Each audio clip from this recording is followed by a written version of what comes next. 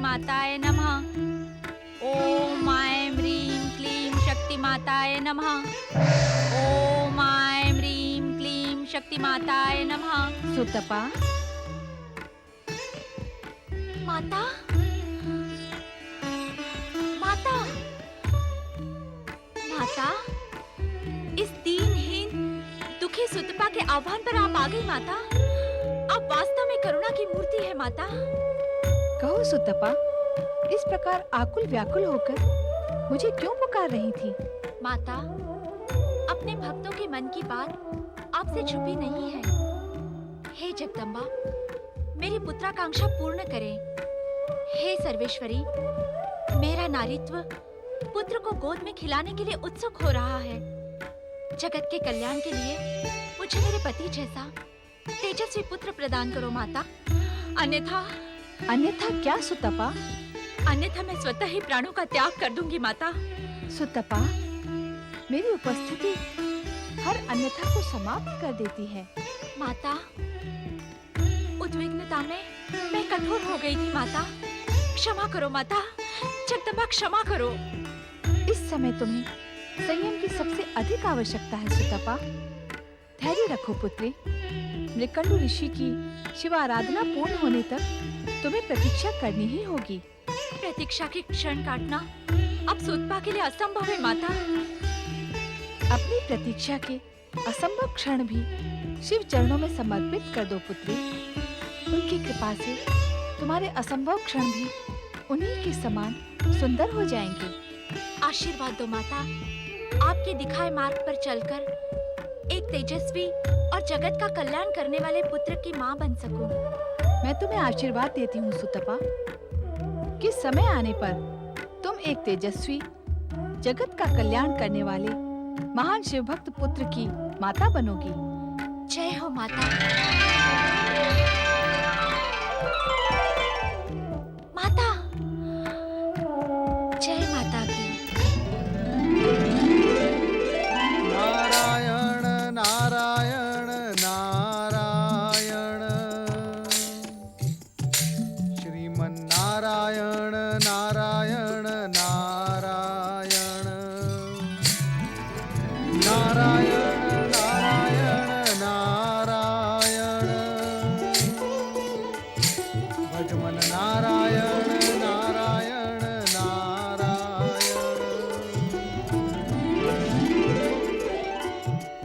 नारायण नारायण। माता पार्वती आज नितांत एकाकी गगन विहार कर रही हैं। लगता है कैलाश पर अवश्य कुछ अघटित घटित हुआ है जिसका ज्ञान स्वयं नारद को भी नहीं है। नारायण नारायण। माता, जब सौभाग्य से मैंने आपके ज्योति पुंज की झलक पा ही ली है, तो कृपा कर मुझे अपने दर्शन का भी पुण्य प्रदान करें। प्रणाम माता। सदा जगत कल्याण में सफल रहो नारद। माता, यदि आप अन्यथा ना ले तो एक प्रश्न पूछूं? नहीं नारद, कैलाश पर कुछ भी अघटित घटित नहीं हुआ है। ना ही मेरी पति परमेश्वर से अनबन हुई है और ना ही कुछ और। किंतु क्या तुम कैलाश पर किसी अघटित के घटने की योजना बना रहे हो? नहीं माता नहीं, मैं तो मात्र आपको एकाकी गगन विहार करते देखकर भ्रमित हो गया था, परंतु मेरा भ्रम निराधार था। अब आप एक और कृपा कर दें। कहो नारद। कृपया आप मुझे ये बताएं कि आप कैलाश से आ रही हैं या कैलाश जा रही हैं? इस समय तो मैं कैलाश जा रही हूँ, किंतु तुम यही जानने के इच्छुक हो ना कि मैं गई कहाँ थी?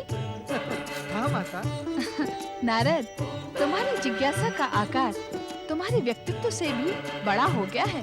नारायण नारायण। माता, मैं तो इसे और भी बढ़ाने का इच्छुक हूँ। अच्छा, क्यों? ये तो इस हीन नारद की जिज्ञासा का परिणाम है माता, कि उसे जगत की महाशक्तियों के पुण्य प्रदान करने वाले दर्शन प्राप्त हो जाते हैं।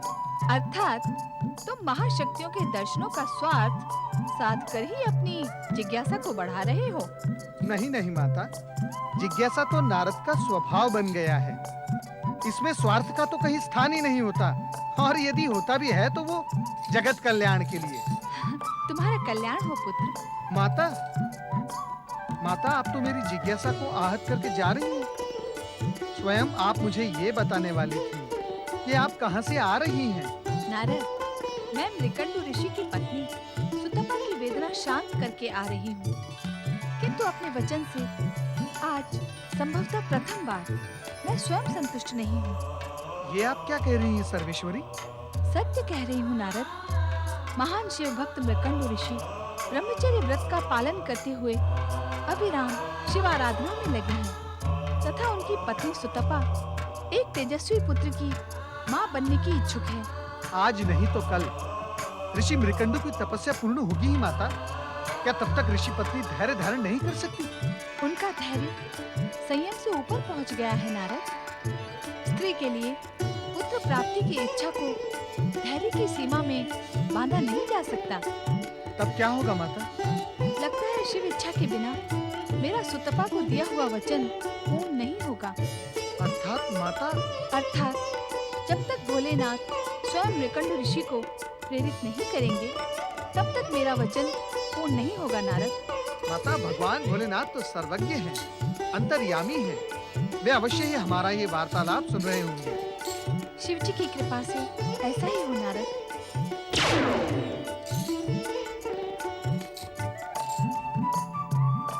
अब भगवान भोलेनाथ ऋषि मृकंडु को अवश्य ही प्रेरित करेंगे। ओम नमः शिवाय। ओम नमः शिवाय। ओम नमः शिवाय। ओम नमः शिवाय। ओम नमः शिवाय। ओम नमः शिवाय। ओम नमः शिवाय। ओम नमः शिवाय। ओम नमः शिवाय। भक्त श्रेष्ठ मृकुंडु, आंखें खोल। ओम नमः शिवाय। भोलेनाथ, शिव शंकर, भोलेनाथ, जय शिव शंकर, जय शिव शंकर। भोलेनाथ, आप दया के सागर हैं। आपने मुझे दर्शन देकर मेरी तपस्या ही नहीं बल्कि मेरा जीवन सफल कर दिया है। भक्त वत्सल, मेरा तन मन आपका कृतज्ञ है। भक्त श्रेष्ठ, आपकी अनवरत तपस्या तथा अखंड व्रत के फल स्वरूप समय आने पर आप दोनों पति पत्नी को शिवलोक प्राप्त होगा। किंतु किंतु किंतु क्या भोलेनाथ? इस समय आपको अपनी तपस्या स्थगित करके अपनी पत्नी सूतपा की प्रार्थना स्वीकार करनी होगी।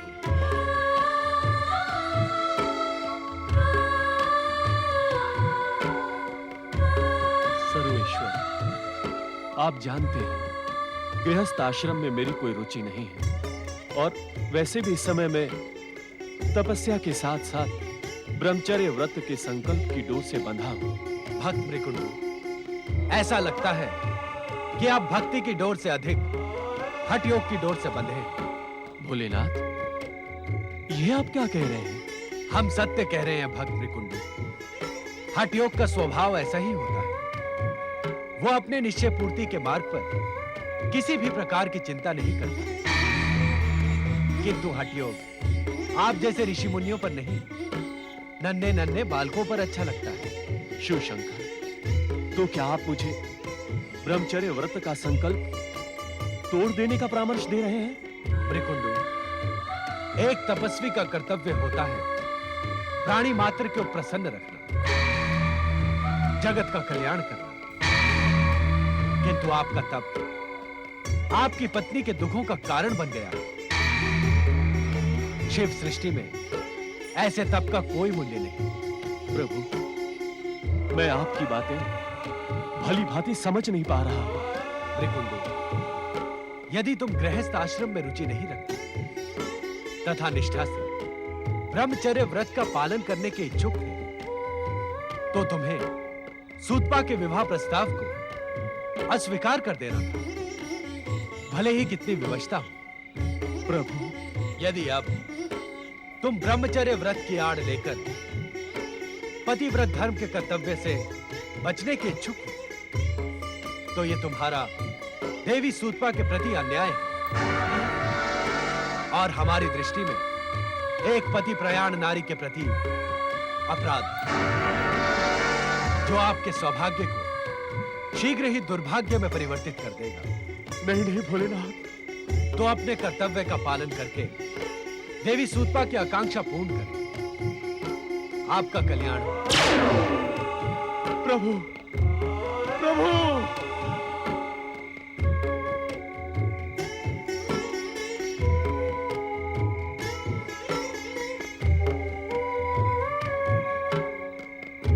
नारायण नारायण नारायण। प्रणाम परमपिता। प्रणाम माता। नारद, इस समय तुम जो प्रश्न लेकर आए हो हम उसी पर चिंतन कर रहे हैं। ये तो मैं जानता ही था परमपिता कि आप उसी विषय पर चिंतन कर रहे थे, अन्यथा आप इतनी सहजता से अपनी समाधि पर विराम कैसे लगाते? परमपिता, क्या माता पार्वती का वचन पूर्ण हो गया? नारद, देवी पार्वती शक्ति स्वरूपा है। उनके श्रीमुख से निकला हुआ हर शब्द वचन होता है। उसके पूर्ण न होने का तो प्रश्न ही नहीं उठता। तो क्या ऋषि मृकंडू अपना संकल्प तोड़ देंगे? शिवाज्ञा को मृकंडू जैसा शिवभक्त अनदेखा नहीं कर सकता। किंतु क्या परमपिता? किंतु गृहस्थाश्रम के प्रति मृकंडू की अनिच्छा और देवी सुतपा के अनुताप के परिणाम स्वरूप जो पुत्र इस दंपति को प्राप्त होगा वो अल्पायु होगा। अल्पायु? हाँ देवी, उस बालक की आयु मात्र 5 वर्ष और 6 दिन की होगी। अल्पायु पुत्र पाकर उन दोनों का संताप और भी बढ़ जाएगा स्वामी। हाँ परमपिता, ऐसा पुत्र होने से तो पुत्र ना होना ही अच्छा है। नारद, मृत्युलोक में जन्म लेने वाला हर प्राणी अपने पूर्व जन्म के कर्मों से बंधा रहता है और इस बालक के जन्म में तो मृकंडू और सुतपा की वर्तमान परिस्थितियां और समस्याएं भी जुड़ गई हैं। परमपिता, ऋषि मृकंडू भगवान भोलेनाथ के परम भक्त हैं। नियंता के उन पर ऐसे तीखे प्रहार नारद स्वीकार नहीं कर पा रहा है। नारद, हम सब नियंता की नियति में बंधे हैं। परमपिता, क्या मैं उस दंपति की कुछ सहायता कर सकता हूँ यदि आप आज्ञा दें? अवश्य नारद, परंतु ये एक सावधानीपूर्ण कार्य है। क्या तुम इसे संपन्न कर सकोगे? परमपिता, शिव इच्छा से तो प्रत्येक कठिन से कठिन कार्य भी संपन्न हो जाता है। आप केवल आज्ञा दें। आपका ये मानस पुत्र प्राण देकर भी उस दुख में पड़े दंपति की सहायता करेगा। नारद, तुम्हारे मुख पर भाषा का असंयम अच्छा नहीं लगता। क्षमा माता, क्षमा। क्या मुझसे कोई अपराध हो गया है? तुम सहायता का जो उद्देश्य लेकर संकटग्रस्त मृकंडू दंपति के पास जा रहे हो, उसी संकट से हम दोनों को पीड़ित कर रहे हो। मैं कुछ समझा नहीं माता। माता पिता के समक्ष पुत्र यदि अपने प्राणों को देने की बात करे तो उन्हें पीड़ा नहीं होगी? अवश्य होगी माता, अवश्य होगी। मैं अपने शब्दों के लिए क्षमा प्रार्थी हूँ। अपने अनुष्ठान में सफल हो पुत्र। नारद, यदि तुम मृकंडू ऋषि को अल्पायु पुत्र के इस सत्य का ज्ञान करवा दोगे तो वे सावधान हो जाएंगे और भविष्य में होने वाले इस आघात का दृढ़तापूर्वक सामना कर सकेंगे। उचित है परमपिता। किंतु ध्यान रहे, गर्भवती सुतपा को यह बात कदापि ज्ञात न हो, अन्यथा इसका दुष्परिणाम गर्भस्थ बालक पर पड़ेगा। जो घटित होने वाला है उसे घटित होने दे ब्रह्मदेव। किंतु आप नारद को मृकंडू ऋषि के पास भेजकर उचित नहीं कर रहे हैं। हमारे इस आदेश में भविष्य का संकेत छुपा है देवी। मृकंडू ऋषि परम ज्ञानी और महान शिव भक्त हैं। वो संकेतों की इस भाषा को अवश्य समझेंगे। परंतु मेरे ऋषि मृकंडू के पास जाने में क्या संकेत हो सकता है? तुम्हें इस सांकेतिक भाषा को समझने के लिए भविष्य की ही प्रतीक्षा करनी होगी। तब सब कुछ वैसा ही घटित होगा जैसा उसे होना है।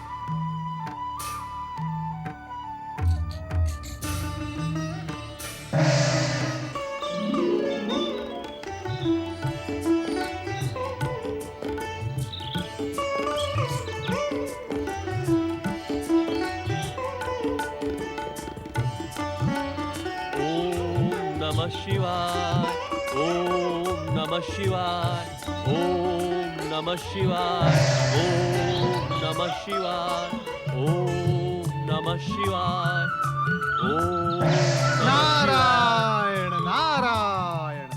देवर्षि नारद, आप यहाँ हमारे आश्रम में, हमारा जीवन धन्य हो गया। परम शिव भक्त ऋषि मृकंडू, आपकी तपस्या से, अखंड तपस्या से प्रसन्न होकर जगत की महाशक्तियां भगवान भोलेनाथ और माता पार्वती की अत्यंत कृपा आपके इस आश्रम पर छाई हुई है। मैं तो उनका अनुचर मात्र हूँ। उन महाशक्तियों का अनुचर होना भी सौभाग्य की बात है देवर्षि नारद। वैसे आपकी उपस्थिति तो सदैव कल्याण और प्रसन्नता का संकेत मानी जाती है। ऋषिवर, जीवन में प्रत्येक क्षण सदैव एक सा नहीं होता। प्रसन्नता से दैदीप्य रहने वाले आपके श्रीमुख पर छाई गंभीरता आज कुछ अन्य संकेत कर रही है देवर्षि नारद। हाँ ऋषिवर, मैं इस समय आपको परमपिता ब्रह्मा जी का अत्यंत महत्वपूर्ण संदेश सुनाने के लिए यहाँ उपस्थित हुआ हूँ। परमपिता ब्रह्मा जी का महत्वपूर्ण संदेश मेरे जैसे तुच्छ प्राणी के लिए?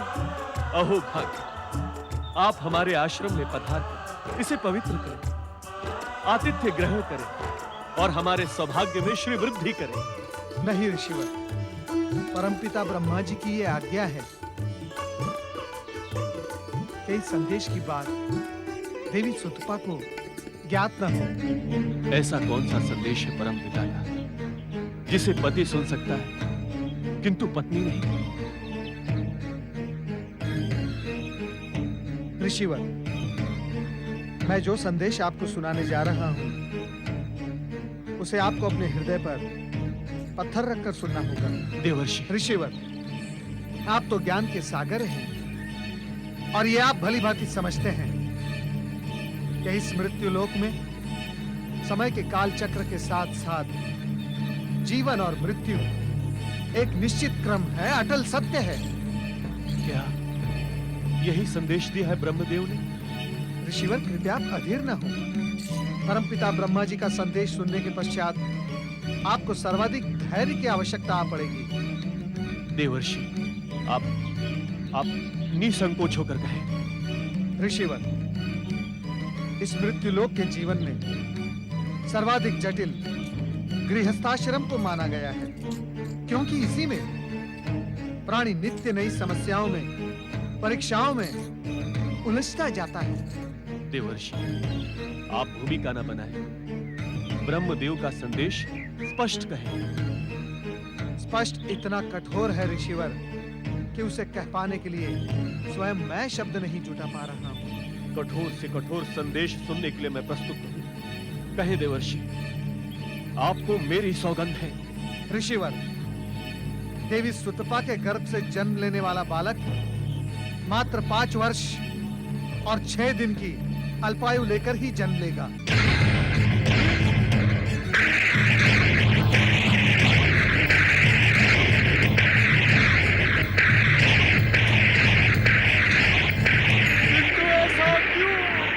ऐसा क्यों? हमने ऐसा कौन सा पाप किया है जो हमें अल्पायु पुत्र प्राप्त होगा?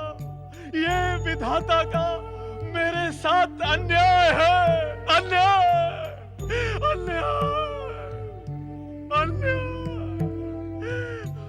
ऋषिवर, आप ज्ञानी हैं और परम शिव भक्त हैं। भला विधाता को दोष देके क्या लाभ? संकट की इस घड़ी में आप अपने आराध्य भगवान भोलेनाथ की आराधना करें। वे अवश्य आपको इस आघात को सहन करने की शक्ति प्रदान करेंगे। क्षमा करे देवर्षि, मुझे ये ब्रह्मलीला कुछ समझ में नहीं आई। ये आघातपूर्ण संदेश मुझ तक पहुंचाने का क्या लाभ मिलेगा ब्रह्मदेव को? इस संदेश से पुत्र जन्म का सारा उत्साह समाप्त हो गया, समाप्त हो गया। लगता है सुतपा के भाग्य में दुख के अतिरिक्त कुछ भी नहीं है। वो इस वज्रघात को कैसे सह पाएगी, कैसे सह पाएगी?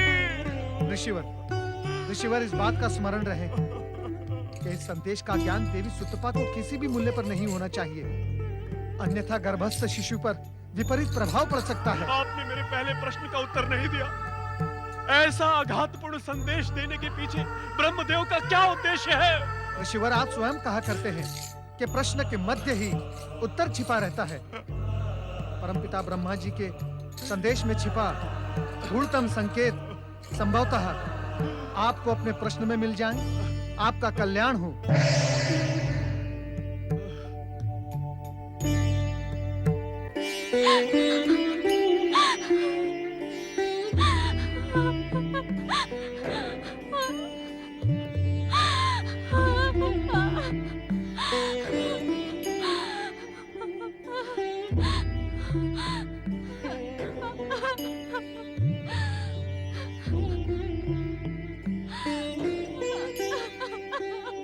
लगता है तुमने ब्रह्मदेव का भेजा हुआ संदेश नारद के माध्यम से सुन लिया है।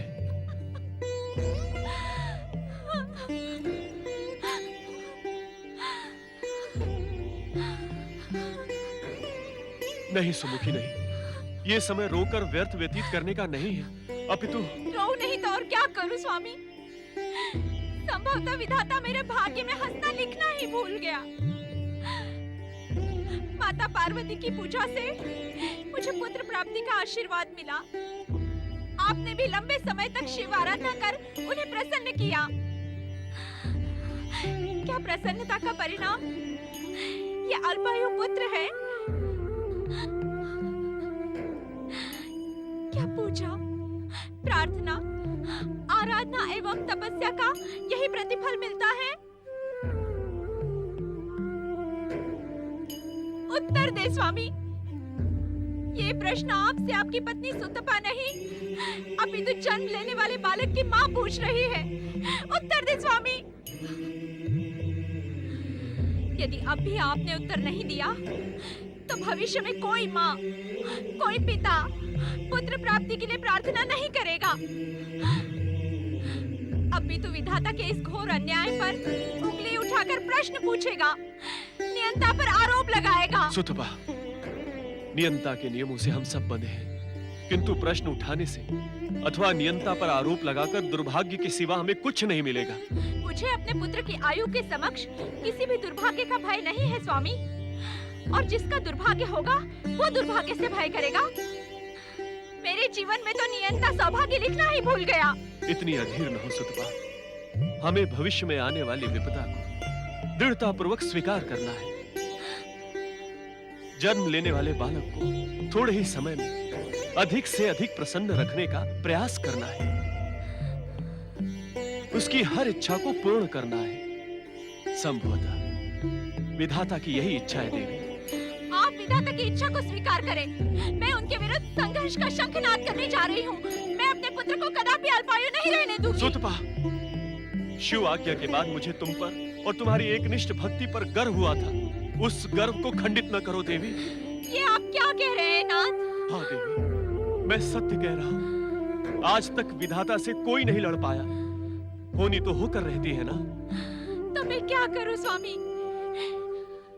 जिस बच्चे की कामना में पहाड़ सा जीवन काट दिया, उसे पाकर भी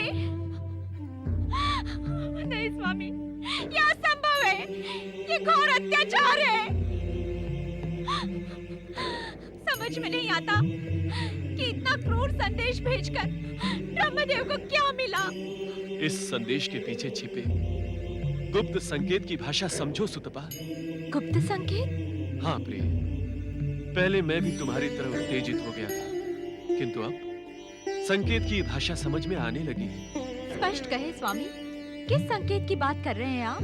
सुतपा, माता पार्वती ने स्वयं तुम्हें एक महान शिव भक्त पुत्र का आशीर्वाद दिया। स्वयं भोलेनाथ ने मुझे दर्शन देकर गृहस्थ आश्रम की प्रेरणा दी। और इससे भी महत्वपूर्ण बात यह है कि ब्रह्मदेव ने जो संदेश मात्र मेरे लिए भेजा था, तुम्हारे कानों तक पहुंच गया। हाँ, मैंने देवर्षि नारद को ये कहते हुए स्वयं सुना था। सुतपा, ब्रह्मदेव की आज्ञा के उपरांत ये संदेश तुम्हारे कानों तक पहुंच गया। ब्रह्मदेव की अनिच्छा पर ये संदेश तुम नहीं सुन सकती थी। इसमें अवश्य विधाता की कोई लीला है जो हमें संदेश के माध्यम से समय रहते ही सचेत करने की इच्छुक है। क्या विधाता की लीला के रहस्य को आप समझ गए हैं? नहीं देवी, महाशक्तियों की लीला के गूढ़तम रहस्य को समझना हमारे लिए असंभव है। तब हमें क्या करना होगा? अपना भावी जीवन शिव चरणों में समर्पित कर उनसे कृपा की प्रार्थना करनी होगी। भोलेनाथ कभी अपने भक्तों को निराश नहीं करते। अब विलंब ना करें स्वामी, चले। कहाँ? हमें समय व्यर्थ ना गंवाकर इसी क्षण से शिव आराधना प्रारंभ करनी होगी।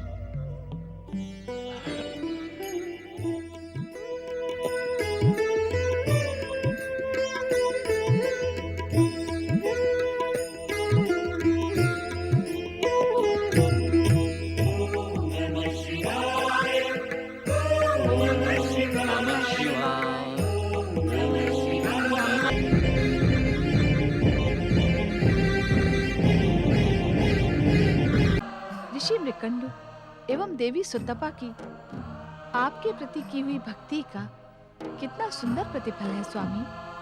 भक्ति का प्रतिफल सदा सुंदर ही होता है देवी। ये मुझसे अधिक कौन जान सकता है स्वामी। आपके प्रति एकनिष्ठ भक्ति से ये साधारण सी पर्वत पुत्री शिव प्रिया शिवा बन गई। शिवा, भक्त का स्थान तो भगवान से भी ऊंचा होता है। भक्तों को आपसे अधिक सम्मान और कौन दे सकता है स्वामी। इसीलिए तो आप भोलेनाथ कहलाते हैं। हाँ, संभवतः इसीलिए भोलेनाथ के अतीत में भस्मासुर जैसे भक्तों का भी नाम है। क्या बात है देवी, आपने हमारे परिहास का कोई प्रत्युत्तर नहीं दिया। परमेश्वर, आनंद अपने संपूर्ण स्वरूप में आप पर सदैव विराजता है, परंतु परिहास आपका स्वभाव नहीं। ऐसा लगता है आपका ये परिहास भविष्य के किसी गूढ़ विषय की ओर संकेत है। देवी, भस्मासुर का नाम सुनते ही आप बहुत सशंकित हो जाती हैं।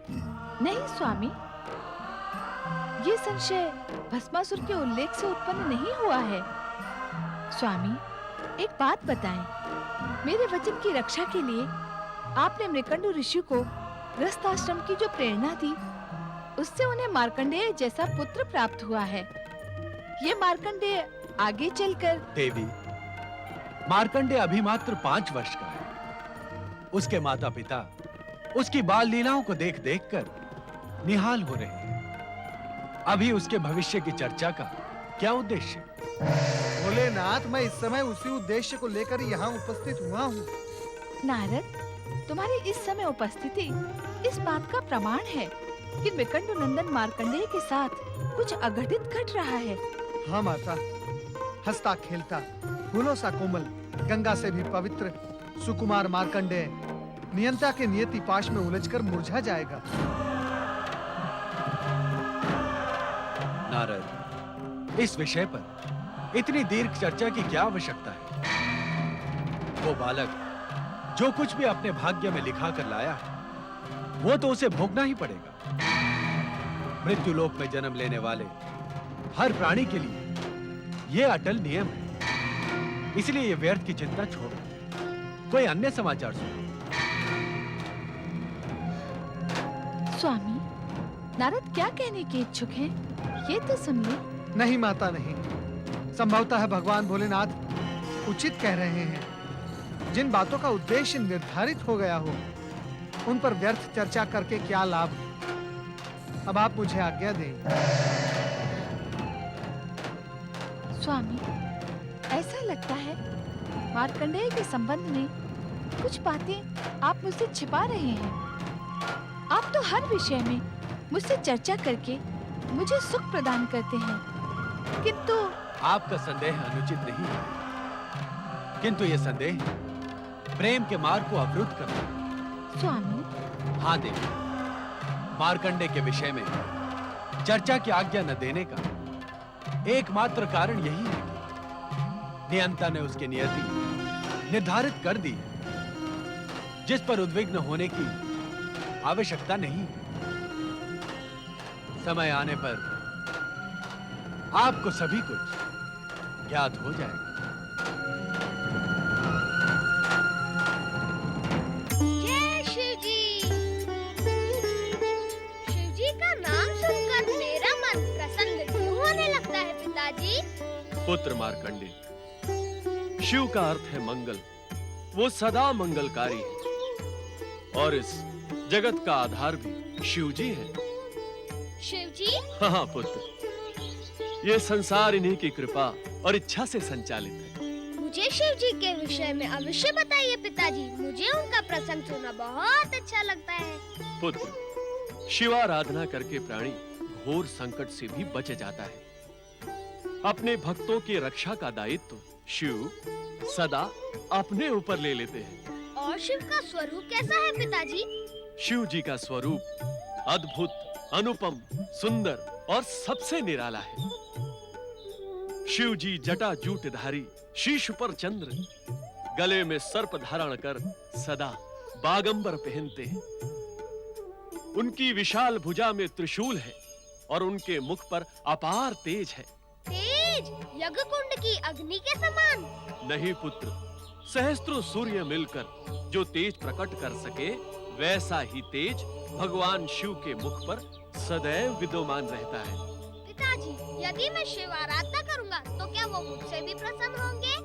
पुत्र, शिव जी दया के सागर है, कृपा निधान है एवं भक्त वत्सल है। शिवाराधना करने वालों से सदैव प्रसन्न रहते हैं। उन्हें भक्ति में नियमों से नहीं, अपितु समर्पण से प्रेम है। इसीलिए संसार उन्हें भोलेनाथ कहता है। पिताजी, मैं शिव आराधना कर उन्हें प्रसन्न करूंगा। आप मुझे आज्ञा दीजिए। शिवाराधना में आज्ञा की क्या आवश्यकता है पुत्र मार्कंडे? ये तो जन्म लेने वाले हर जीव का अधिकार एवं निर्धारित कर्तव्य है। मैं शिव आराधना किस प्रकार करूं पिताजी? ओम नमः शिवाय के पंचाक्षरी मंत्र का निरंतर जाप करने से भोलेनाथ शीघ्र प्रसन्न हो जाते हैं। ओम नमः शिवाय। ओम नमः शिवाय। ओम नमः शिवाय। ओम नमः शिवाय। ओम नमः शिवाय। ओम नमः शिवाय। ओम नमः शिवाय। ओम नमः शिवाय। ओम नमः शिवाय। ओम नमः शिवाय। ओम नमः शिवाय। ओम नमः शिवाय।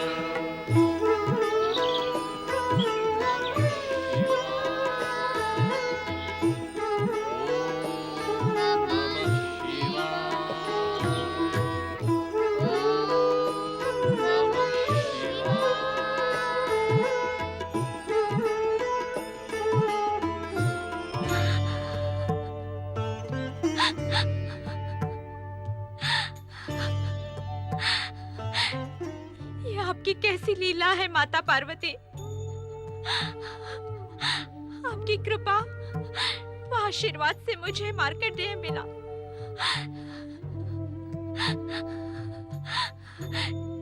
किंतु ब्रह्मा जी की भविष्यवाणी के अनुसार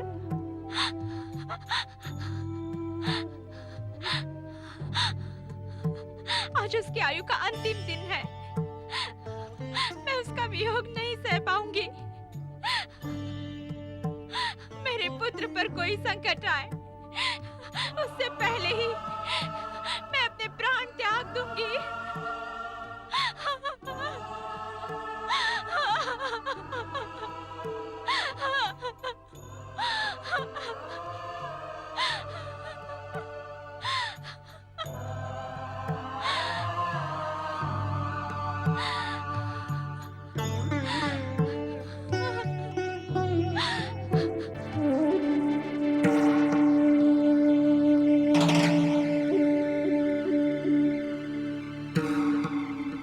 ओम नमः शिवाय। ओम नमः शिवाय। ओम नमः शिवाय। ओम नमः शिवाय। ओम नमः शिवाय। ओम नमः शिवाय। ओम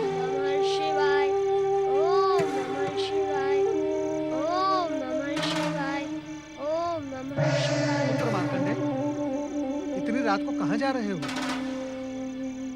ओम नमः शिवाय, ओम नमः शिवाय, ओम नमः शिवाय, ओम नमः शिवाय, ओम नमः शिवाय, पुत्र मार्कंडेय, शिवाय। क्या तुम्हें इस भयानक वन प्रदेश के हिंसक पशुओं का तनिक भी भय नहीं लगता? ओम नमः शिवाय, ओम नमः शिवाय, ओम नमः शिवाय, वत्स, ओम नमः शिवाय। वत्स, क्या तुम्हें अपनी अल्पायु के विषय में कुछ पता है? क्या इसी भय से तुम अपने माता पिता और आश्रम को त्याग कर जा रहे हो? आप कौन है तात? और मेरी मृत्यु के विषय में आप कैसे जानते हैं? क्योंकि ये दुखद समाचार मैंने ही तुम्हारे पिता ऋषि मृकंडु को सुनाया था और इसी कारणवश मैं आज तुम्हारे सम्मुख प्रकट हुआ हूँ। अपनी अल्पायु का रहस्य तो मैं जानता हूँ तात। आपके यहाँ आने का क्या यही उद्देश्य है? नहीं पुत्र नहीं, मैं तो केवल तुम्हें ये बताने का इच्छुक हूँ कि भगवान भोलेनाथ की निष्ठा पूर्वक आराधना करने से संसार का बड़े से बड़ा दुख भी दूर हो जाता है। यह मैं भली बात से जानता हूँ तात। इस समय मैं उन्हीं की आराधना करने जा रहा हूँ, किंतु संभवतः आप ये रहस्य नहीं जानते। ये तुम क्या कह रहे हो पुत्र? सत्य कह रहा हूँ अपनी बात को स्पष्ट कहो पुत्र। तात। यदि आप ये रहस्य जानते होते तो मुझसे ये प्रश्न कदापि न पूछते कि तुम्हें इस भयानक वन प्रदेश के हिंसक जंगली पशुओं से भय नहीं लगता। ये तो स्वाभाविक प्रश्न है पुत्र। नहीं तात नहीं, शिव आराधना करने वालों को जंगली पशु तो क्या काल से भी भय नहीं लगता। धन्य है तुम्हें तुम्हारे पिता ऋषि मृकंडु का दिया हुआ ज्ञान। धन्य है पुत्र, मैं तुमसे पराजित हुआ। मैं तुम्हारी सहायता करने का इच्छुक हूँ।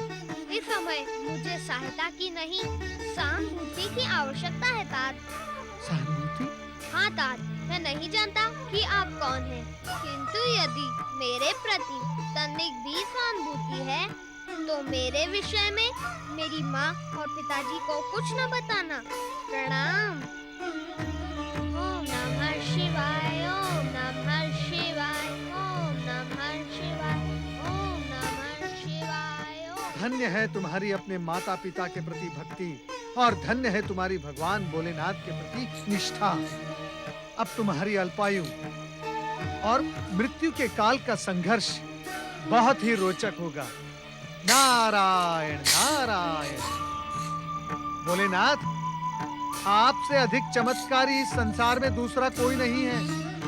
भोलेनाथ कुछ ऐसा चमत्कार करें कि आने वाले कल का सूर्योदय बालक मार्कंडेय के जीवन में आपकी भक्ति का नया प्रकाश लेकर आए। नारायण नारायण। धर्मराज यमदेव की जय हो, जय हो, जय हो। कहो चित्रगुप्त, आपकी लेखा बही किसके प्राण हरने का संदेश देती है? ये संदेश महाक्रूर है धर्मराज। महाक्रूर? हाँ धर्मराज, महान शिव भक्त मृकंड पुत्र मार्कंडेय के जीवन का अंतिम समय आ पहुंचा है। मृत्यु मृत्यु प्राणी लोक का सबसे बड़ा सत्य है चित्रगुप्त, इसीलिए उसे मृत्यु लोक अथवा यमलोक कहते हैं। और हम यमराज हैं। यम अर्थात नियम, नियम का पालन अर्थात प्राणों का हरना। प्राण हरना हमारा कर्तव्य है। कर्तव्य में भावनाओं की नहीं, पुरुषार्थ की आवश्यकता होती है। जानता हूँ यमदेव, आप मार्कंडेय के प्राण हर लाने का प्रबंध करें। उचित है। यमदूतों, महाराज यमदेव की जय हो। पृथ्वी लोक जाओ, मृकंडु पुत्र मार्कंडेय के प्राण लेकर अविलंब यमलोक लौटो। जो आज्ञा स्वामी।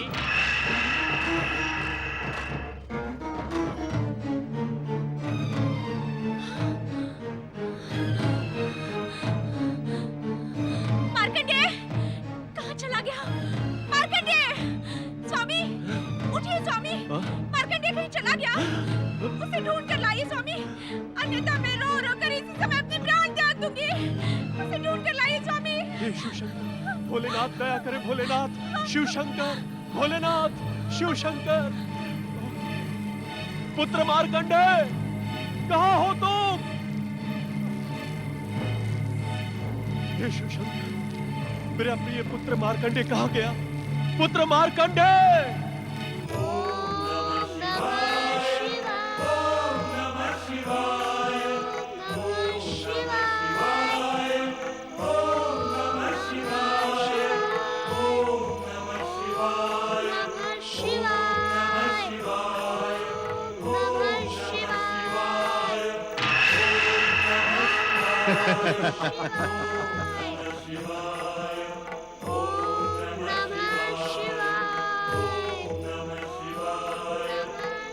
यही है वो बालक मार्कंडे।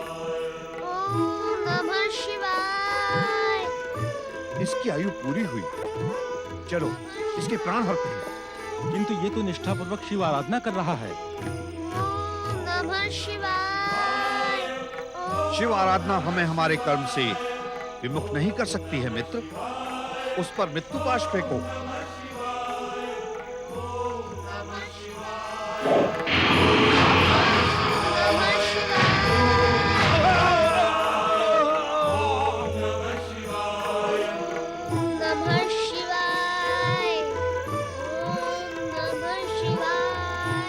हे माता पार्वती, हे शक्ति स्वरूपा माता पार्वती, मेरे पुत्र की रक्षा करो माता, मेरे पुत्र की रक्षा करो। आपके आशीर्वाद से जन्मे मेरे पुत्र मार्कंडेय का जीवन संकट में है माता, उसकी रक्षा करो माता, मेरे पुत्र की रक्षा करो, मेरे पुत्र का कल्याण करो मातेश्वरी।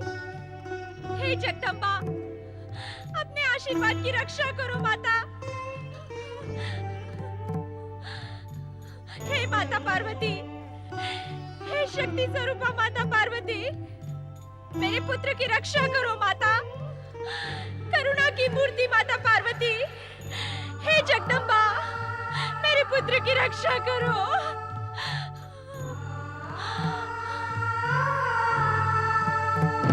सुतपा, निश्चिंत रहो, मैं आ रही हूँ।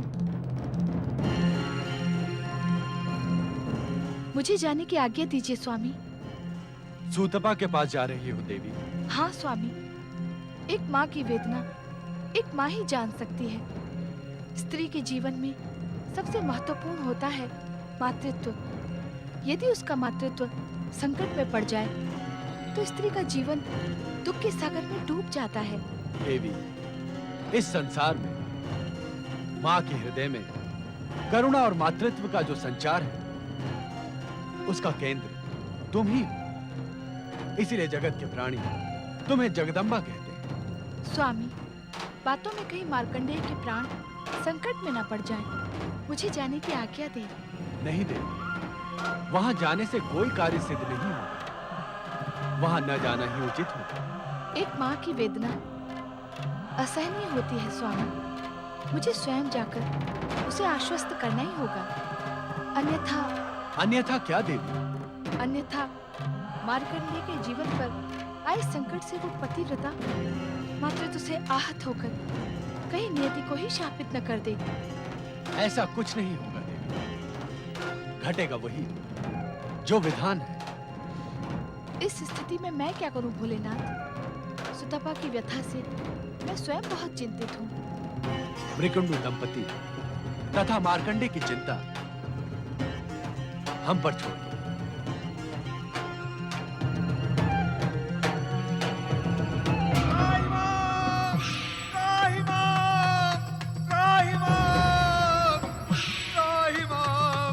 रक्षा करो दर्शन, रक्षा करो। क्या बात है यमदूत, तुम तो मार्कंडेय के प्राण हरने गए थे। उस चमत्कारी मायावी मार्कंडेय के नाम से ही मुझे भय लगने लगा है स्वामी।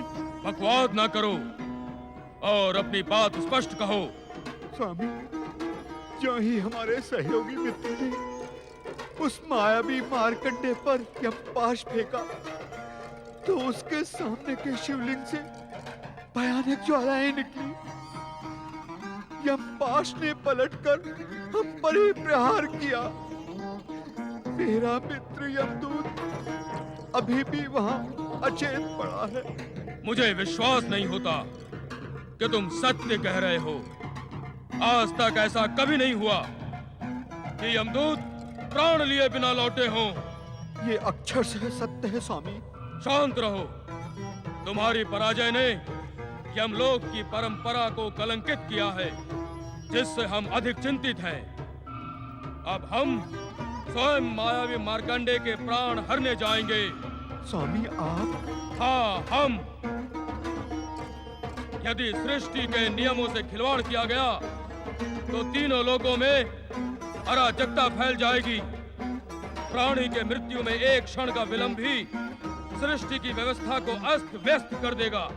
काश हम स्वयं जाएंगे।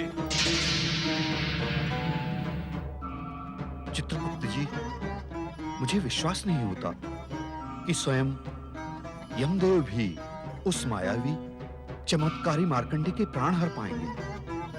दूत, मृत्यु से आज तक मृत्युलोक में जन्म लेने वाला कोई भी बच नहीं पाया है। होगा वही जो नियंता की इच्छा होगी। नारायण नारायण। परमपिता, अपने पुत्र नारद का प्रणाम स्वीकार करें। कहो नारद, क्या समाचार लेकर आए? समाचार नहीं परमपिता, मैं आज प्रार्थना लेकर आया हूँ। प्रार्थना? अवश्य कहो मेरे मानस पुत्र। परमपिता, निर्दोष बालक मार्कंडेय की अल्पायु के अभिशाप का अंत करके कृपया आप उसे दीर्घ आयु का आशीर्वाद प्रदान करें। नहीं नारद, नहीं। मैं स्वयं ऐसा नहीं कर सकता। क्यों? क्यों परमपिता, क्यों? उस निर्दोष निष्पाप बालक पर इतना क्रूर अत्याचार क्यों परमपिता? यह अत्याचार नहीं है। है परमपिता, है। वो बालक मेधावी, परम ज्ञानी, तेजस्वी है। उसे मिलने के पश्चात मुझे उसमें जगत कल्याण की अपूर्व ज्योति के दर्शन हुए परमपिता। इन सब के उपरांत भी वो नियंता की नियति और विधाता के विधान से अछूता नहीं है। किंतु परमपिता, जगत कल्याण को साक्षी मानकर नियंता की नीति और विधाता का विधान परिवर्तित भी तो हो सकता है ना? नहीं नारद, नहीं। नियंता स्वयं यदि अपने नियमों में परिवर्तन करने लगे तो इस सृष्टि में अनर्थ हो जाएगा। किंतु परमपिता, जगत कल्याण भी तो। नारद, जगत कल्याण से भी महत्वपूर्ण है नियति और विधान, क्योंकि विधान के संकट में पड़ने से ये जगत ही संकट में पड़ जाएगा। किंतु परमपिता। नारद, तुम परम ज्ञानी हो। तुम्हारे लिए कोई भी रहस्य नहीं है। मार्कंडेय के अल्पायु उसके पूर्व जन्म के कर्मों एवं उसके पिता मृकंडू की उसे जन्म देने की अनिच्छा का परिणाम है। इसलिए उसके माता पिता को पुत्र वियोग अवश्यंभावी है। क्या बालक मार्कंडेय की जीवन रक्षा का कोई भी मार्ग शेष नहीं है परमपिता? हम ऐसा भी नहीं कहते नारद। भगवान शिव की सृष्टि में सब कुछ उनकी इच्छा पर ही निर्भर है। सृष्टि का हर मार्ग शिव इच्छा से ही संचालित होता है। नहीं परमपिता, नहीं। स्वयं भगवान भोलेनाथ ने मार्कंडेय की जीवन रक्षा का मार्ग अवरुद्ध किया है। ये तुम क्या कह रहे हो नारद? तुमसे उनकी लीला समझने में अवश्य कोई भूल हुई है। नहीं परमपिता, नहीं। भूल का तो कोई प्रश्न ही नहीं उठता। स्वयं भगवान भोलेनाथ ने बालक मार्कंडेय की चर्चा करने पर मुझे यह आदेश देकर कहा था कि बालक मार्कंडेय की नियति निर्धारित हो गई है। अब उस पर व्यर्थ चर्चा करने का क्या प्रयोजन है? नारद, जिस प्रकार भगवान शिव अनंत हैं, उसी प्रकार उनकी प्रत्येक लीला भी अनंत है। उसे समझ लेना हर एक के वश में नहीं होता। तो मैं क्या करूं परमपिता, मैं क्या करूं? मैं किसी भी मूल्य पर बालक मार्कंडेय की प्राण रक्षा करना अपना कर्तव्य समझता हूं, आवश्यक समझता हूं। शिव आराधना करो पुत्र। वो जो भी करेंगे उसमें अंततः जगत का कल्याण छुपा ही होगा। ओम नमः शिवाय। ओम नमः शिवाय।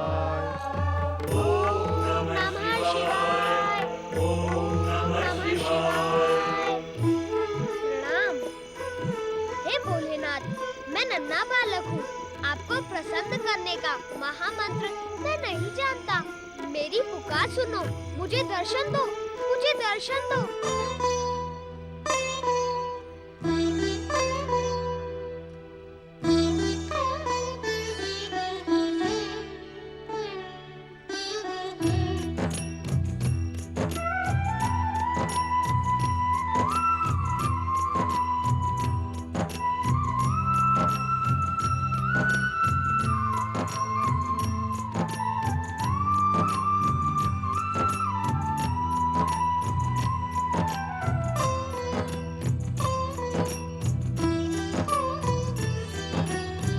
जीवन क्या है, मृत्यु क्या है, मुझको नहीं ये ज्ञात।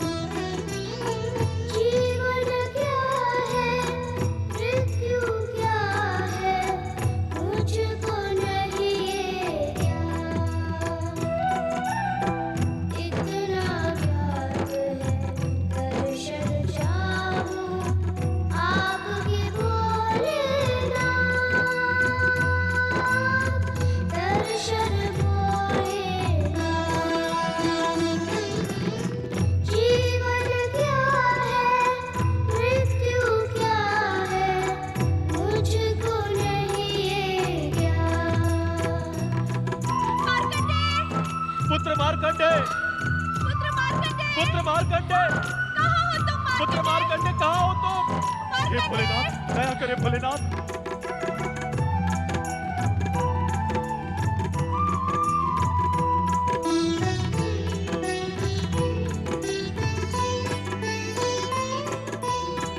मेरी पुकार ही कर्म है मेरा, धर्म है शिव का पूजन।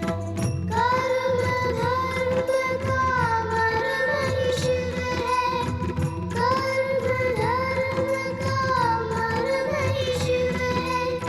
शिव करता शिव कारण, शिव करता शिव कारण। उसके साथ समय भी चलता, शिव है जिसके साथ, शिव है जिसके साथ। जीवन क्या है, मृत्यु क्या है, मुझको नहीं ये ज्ञात।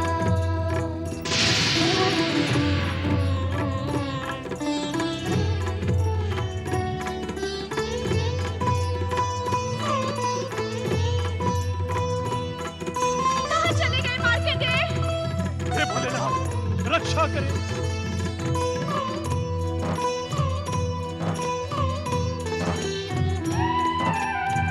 मृत्यु का भय उसे सताए, प्यारा लगता जिसको जीवन। मिट जाती उसकी हर चिंता, मिट जाती उसकी हर चिंता।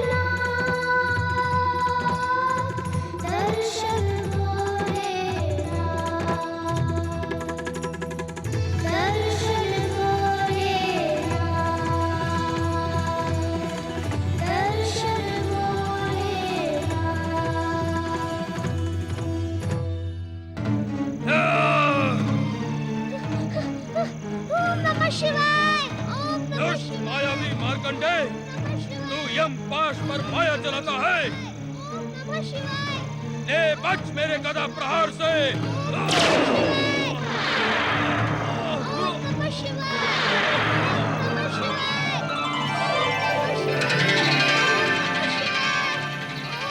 यमराज, प्रभु भोलेनाथ, निष्ठापूर्वक शिव आराधना करने वाले बालक मार्कंडे पर प्रहार करने का तुम्हारा साहस कैसे हुआ?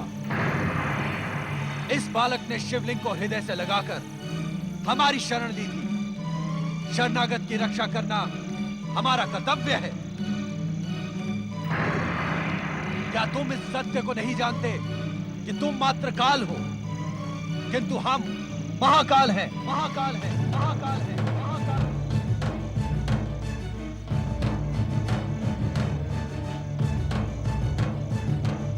हमारी निष्ठा और भक्ति की चरम सीमा पर पहुंचा ये बालक मार्कंडे शिव कृपा से अवध्य हो गया है।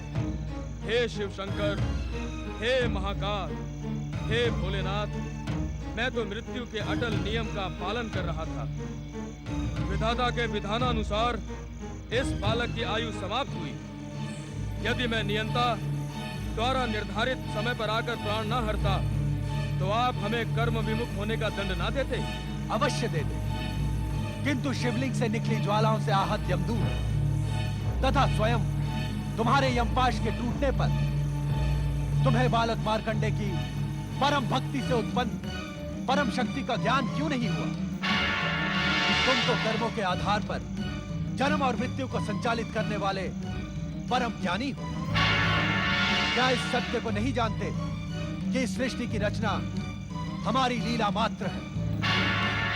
नित्य शिव भक्ति करने वाले का सार्वभौम कल्याण इस सृष्टि और हमारा अटल नियम है। जानता हूँ परमेश्वर, जानता हूँ।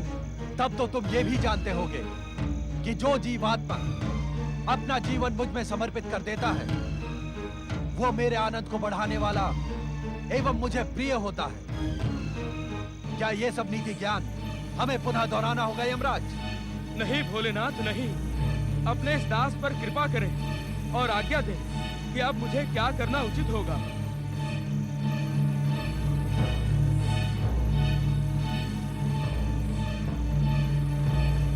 यमराज, मार्कंडे के माता पिता के पुण्य प्रभाव एवं जन्म से ही शिव निष्ठा के कारण अब यह बालक अल्पायु रहा ही नहीं। इसकी अल्पायु का अभिशाप समाप्त हो गया। किंतु विधाता के विधान के अनुसार इसकी अल्पायु स्पष्ट है भोलेनाथ। किंतु उसी विधान में यह भी स्पष्ट लिखा है कि अल्पायु पूर्ण होने पर आप इसके प्राण हरने आएंगे। उसी समय हम दोनों उपस्थित होकर न केवल इसके अभिशाप को समाप्त कर इसे दीर्घायु प्रदान करेंगे, अपितु इसे अमरता का वरदान भी देंगे।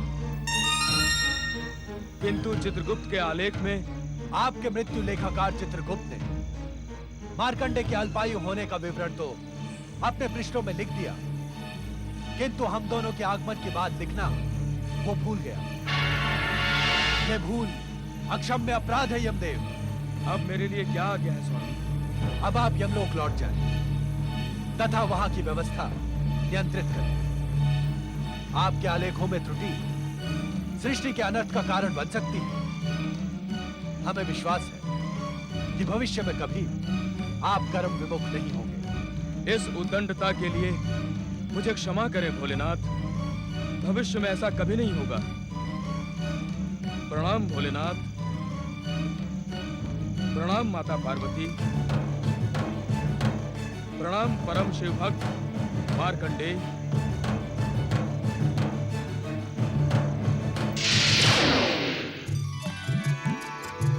जय हो भगवान भोलेनाथ, माता पार्वती।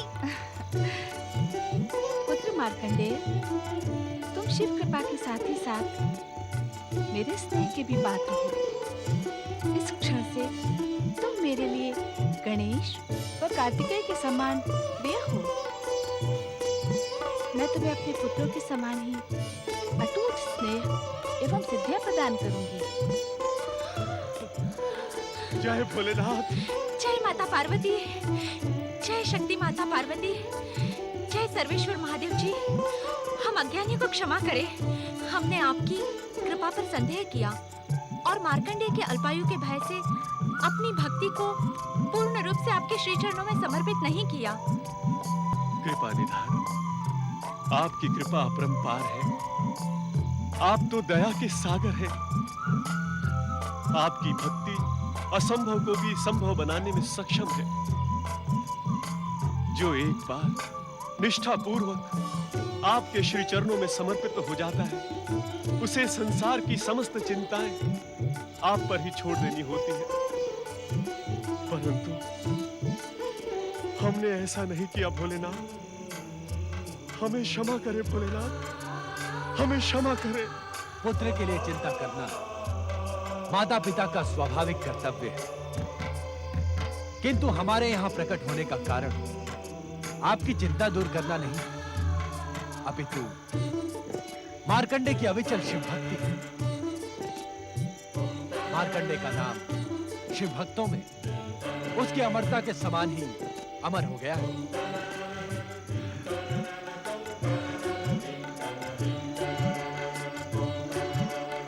पुत्र मार्कंडेय, तुम मेरी विशेष कृपा के अधिकारी बन गए हो। माता, आपके चरणों में एक विनम्र निवेदन प्रस्तुत करने का इच्छुक हूँ माता। अवश्य पुत्र। माता, दुष्ट दैत्यों का अंत करने वाली आपके शक्ति स्वरूप की कथा मुझे बहुत प्रिय है माता। शांत क्यों हो गए मार्कंडेय? अपनी इच्छा निसंकोच कहो।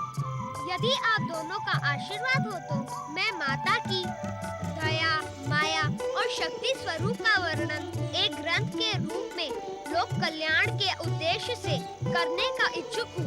तुम्हारी कल्पना एवं इच्छा अत्यंत सुंदर है पुत्र मार्कंडेय। इसे साकार करने के लिए हम तुम्हें आशीर्वाद देते हैं कि तुम्हारे द्वारा रचित ग्रंथ न केवल मार्कंडेय पुराण के रूप में जगत विख्यात होगा, अपितु आने वाले भविष्य में शक्ति स्वरूपा दुर्गा के भक्तों की भक्ति एवं प्रेरणा का स्रोत बनेगा।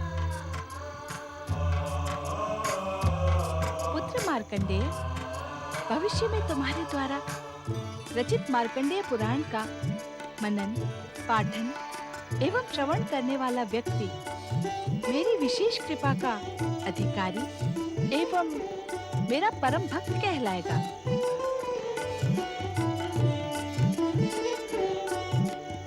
इतना ही नहीं पुत्र, मार्कंडेय पुराण का प्रत्येक श्लोक पापी से पापी व्यक्ति को पाप मुक्त कराने वाला, शिव कृपा एवं कैलाश लोक प्राप्त कराने में सक्षम होगा। हाँ भोलेनाथ, माता पार्वती, आप दोनों के आशीर्वाद को आदेश समझकर मैं इसका पालन करूंगा। तुम अपने प्रत्येक अनुष्ठान में सफल हो पुत्र। भगवान